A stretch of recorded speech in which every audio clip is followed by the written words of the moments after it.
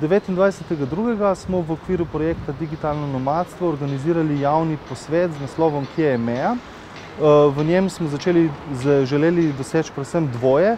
Prvič izpostaviti to dvolično politiko na ravni Evropske unije in seveda tudi državno politiko priseljevanja, migracij in kontrole meja, kjer po eni strani se opaža, da se zaradi starostnega staranja evropske populacije razvijajo strategije, kako pritegniti delovno silo v Evropo, seveda migrantsko delovno silo, po drugi strani se pa v bistvu jača nadzor na zunanji meji Evrope, kar pomeni, da se bojo strategije preseljevanja osredotočale predvsem na ekonomsko močnejše migrante, ostalim ljudem, ki pa bežijo iz raznih predelov izven Evrope, zaradi klimatskih sprememb, vojn, pomanjkanja, v bistvu onemogočal vstop v Evropo. To je na širši ravni. V okviru tega so seveda na ravni Evropske unije razdelili različne strategije. Ena izmed teh je tako imenovana relokacijska strategija, kjer se skuša države, ki so na večjem udaru migrantskega priseljevanja, kot so recimo Malta, Ciper, Grčija, Italija, razbremeniti in se zaradi tega druge članice Evropske unije zavzemajo, da priselijo določeno število ljudi iz tistih območij v svoje države.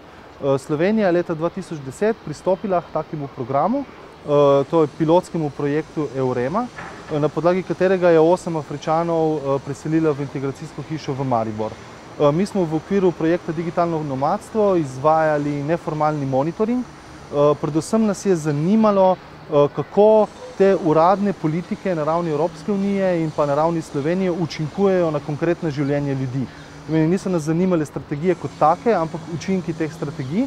Javni posvet smo nastavili zato, da javnost in pa relevantne javne institucije ter ostale strokovnjake iz področja migracij obvestimo o naših izsledkih. Teme, ki so se odpirale na samem posvetu, so bile od ozkih do zelo širokih. Ozke so bile seveda te ugotovitve same naše analize terena, kjer smo seveda ugotovili celo vrsto nekih nedomišljenih strategij in pa seveda, ki so imele učinek, da so te ljudje bili praktično prepuščeni sami sebi, te ljudje, te 8 Afričanom. Mi smo v ta namen potem razdelili 4 izhodišča, s katerimi smo predstavili težave teh ljudi, predvsem Ministrstvo za notranje zadeve, ki je bilo odgovorno oziroma še vedno odgovorno za njih, in smo jih strnili v te 4 izhodišča. Prvo se imenuje Slovenija obljubljena dežela z vprašajem.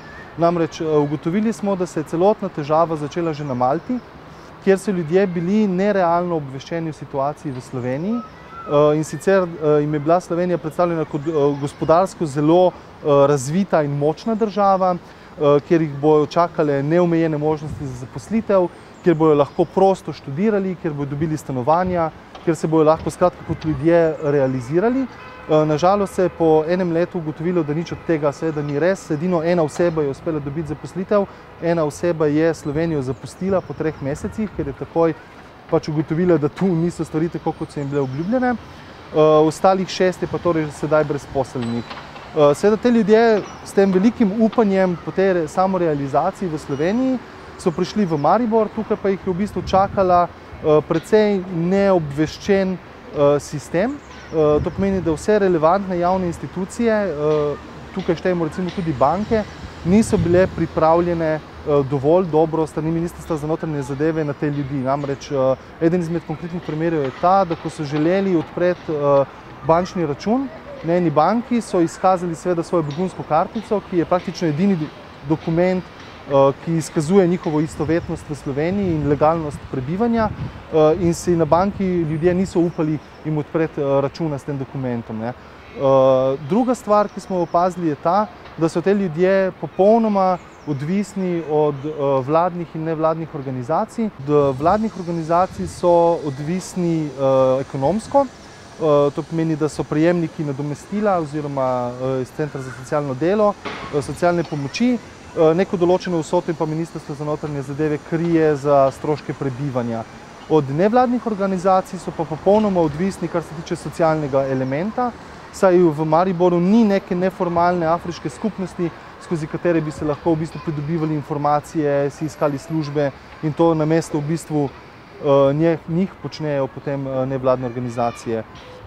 Tretja točka je sistemska diskriminacija. Namreč, če ljudje kadarkoli želijo sprožiti kakršenkoli uradni postopek, so vedno naprošeni, da predložijo neko dokumentacijo, ki jih iz svoje izvorne države seveda ne morejo dobiti.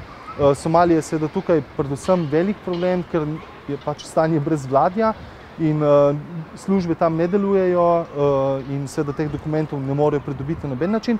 Po drugi strani pa je težko pričakovati oziroma nemogoče pričakovati od prebežnikov, da bojo izkazovali neke dokumente, ko so pa državo zapustili v naglici, v bistvu pri tem, ko so bežali pred vojnami ali pa ekološkimi katastrofami. Zdaj, posvet se je izšel dobro po naši oceni, predvsem zaradi tega, ker je bilo prisotnih veliko ljudi, ki jih ta tema zanima. To je 40 ljudi je bilo torej v publiki. S tem smo bili zelo zadovoljni tudi zaradi tega, ker se je publika aktivno vključila v samo diskusijo. Strokovnjaki, ki smo pa na to temo diskutirali, smo podpirali različna vprašanja, tudi bolj sistemska, kot so sama napačna dojemanja državljanstva, sama konceptualno napačna zasnova meja in pa v bistvu ponudili tudi neke možne rešitve na to temo, kako bi se lahko te probleme zaobšlo v prihodnosti. Projektna skupina Digitalno nomadstvo je konkretno iz raziskave na Ministrstvu za notranje zadeve naslovilo neko listo prioritetnih zadev, s katerimi naj se razrešijo v bistvu težave teh konkretnih 7 ljudi, o katerih smo tudi govorili.